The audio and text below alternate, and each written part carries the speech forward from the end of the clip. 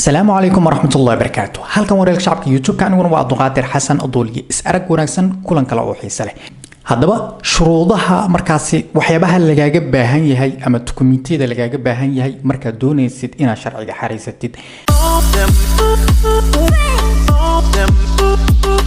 haddii ay tahay markii kugu horeysay barnaamijka shacabka YouTube ka soo booqatay waxaan ku leeyahay YouTube ka subscribe inoo saar waa inoo dhiirigelin sidoo kale muuqaalka like inoo saar.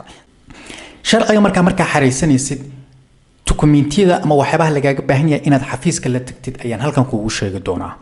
marka ugu horeysa waxa lagaaga baahan yahay antrag ama waxa lagaaga baahan yahay warqad la buuxinay ayaa jirta. marka ugu horeysa waa inaad warqadaas xafiiska taala aad buuxisaa oo aad sharciga dhalashada aad ku xariisanaysaa. sidoo kale waxa lagaaga baahan yahay inaad markaasi dhalashada aad haysatid ama warqada dhalashadaada adiga aad haysatid. waxa kale oo lagaaga baahan yahay koobiga sharcigaaga ayaa lagaaga baahan yahay ayaga marka kala duwan lafta koobigeeda iyo passportka ayaa lagaaga baahan yahay koobigiisa. sidoo kale waa ku muhiim in aad markaasi aad warqada luqadda ama shahaadada luqadda B1-ska aad xafiiska geysaa. waxa kale oo markaasi lagaaga baahan yahay mid fatraag oo ah guriga aad degan tahay heshiiskiisa waa inaad xafiiska geysaa. waxa kale oo sidoo kale lagaaga baahan yahay arbeit fatraag oo kale ayaa lagaaga baahan yahay oo ah heshiiska shaqadaada. marka toddobadaas warqadood ama toddobadaas dukumiinti adoo wata ayaad xafiiska tagaysaa.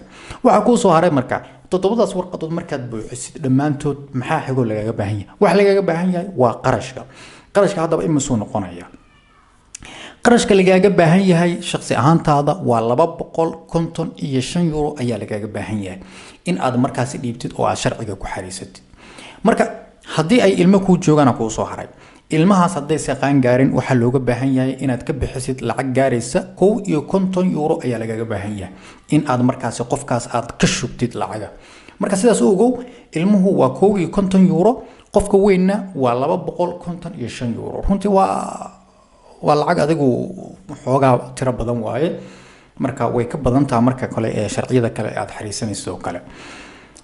marka shuruudahaas dhammaantood buuxi warqadahaas dhammaantood gee qarashkaas qaado intaas marka aad gacanta ku wada dhigtid kadib xafiiskaaga tag sidaasna markaas sharciga ku soo xareyso.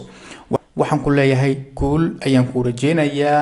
sidoo kale asxaabtada haday jiraan muuqaalkan la sii wadaag oo barahooda bulshada ama WhatsApp kale ugu dir si ay u sii ogaadaan warbixintan. insha Allah muuqaal kale oo xiiso leh ayaan markaasi aan idin soo gudbin doonaa. inta markale muuqaal xiiso leh ku kulmi doono waxaad ka tagaysaa sidaas iyo nabadgelyo.